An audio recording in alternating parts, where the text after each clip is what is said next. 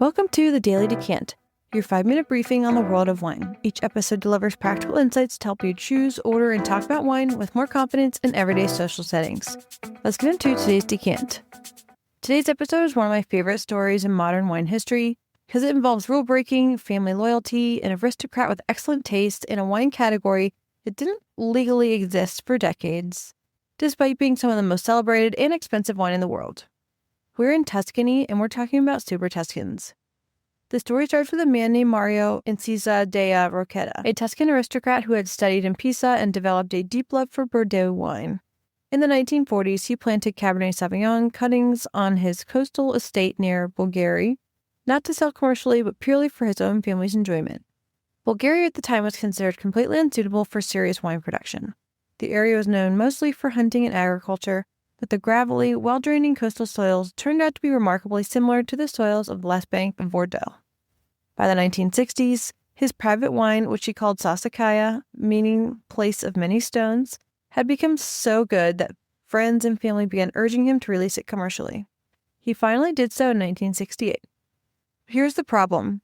Italian wine law at the time, the Denominazione di Origine Controllata system, was built entirely around native Italian grape varieties grown in their traditional regions.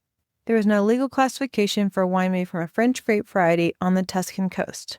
So, Sassicaia, despite being made with extraordinary care, aged in French oak, and tasting like nothing else in Italy, had to be labeled and sold as Vino di Tavola, or simply table wine, the lowest possible legal classification, technically the same category as the cheapest jug wine in the country. A handful of other ambitious Tuscan producers, watching what Sassicaia was doing, began their own treatments through the 1970s and 80s, blending Cabernet Sauvignon with or instead of the traditional Sangiovese grape, often aging in small French oak barrels rather than the large Slovenian casks traditionally used in Tuscany. Antinori created Tignanello in 1971, a Sangiovese and Cabernet blend. Tenuta San Guido, the estate behind Sassicaia, remained the flagship. These wines were all by law labeled as humble table wines, and yet international critics, particularly in the American market, began recognizing them as some of the most exciting wines coming out of Italy.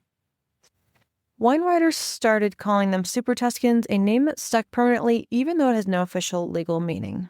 The absurdity of the situation, some of Italy's most expensive and critically acclaimed wines technically classified at the same legal tier as the cheapest table wine, eventually forced a reckoning. In 1944, Italy created the Bulgari Sassicaia, DOC, specifically and uniquely for Sassicaia, a designation created for a single producer, which is essentially unheard of anywhere else in the wine world. Other Super Tuscans eventually found homes within the broader Bulgari DOC or under the more flexible Indicazione Geografica Tipica classification, which allowed international grape varieties while still indicating a specific geographic origin. Today, Bulgari is one of Italy's most prestigious appellations, and the Super Tuscan category is some of the most sought-after and expensive wines in the country. Sassicaia itself, still made by Tenuta San Guido, roughly 85% Cabernet Sauvignon and 15% Cab Franc, regularly sells for $200 to $400 a bottle and is considered one of the world's greatest wines. Tignanello from Antinori remains a benchmark at a more accessible $80 to $100, and for those looking for an entry point, Guido Alberto, the second wine from Tenuta San Guido, offers a genuine taste of the estate style at around $40. A practical takeaway is that Super Tuscans prove that sometimes the most important wine innovations come from producers willing to break the rules in service of quality rather than tradition for its own sake. When you see Cabernet Sauvignon blended into a Tuscan wine, you're tasting the direct legacy of that 1970s rebellion. A handful of producers who believed in what they were making enough to accept the lowest possible legal classification rather than compromise on quality. That kind of conviction is rare in any industry, and it's worth remembering every time you open up one of these bottles. Tomorrow, we're headed to Chile and the country quietly making world-class Cabernet at a fraction of the price, including a wine that recently did something no Chilean producer had ever done before.